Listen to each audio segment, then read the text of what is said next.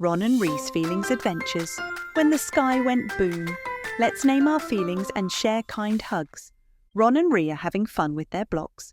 Suddenly, they hear a big, loud boom. Oh no, it's thunder, they shout.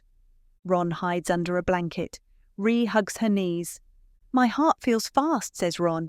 Mine too, said Ree. Are you okay? Ree asked, comforting Ron. Even brave puppies get scared sometimes. They build a cozy fort with pillows and blankets. This is our thunder fort, says Ree. Ron smiles. We're safe and snuggly. Ree starts to hum a gentle song. That sounds like sunshine, Ron says quietly. The humming feels nice in their chests and makes them feel calm.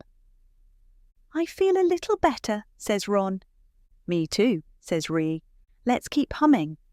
A big boom sounds in the sky. I'm still a little scared, said Ron.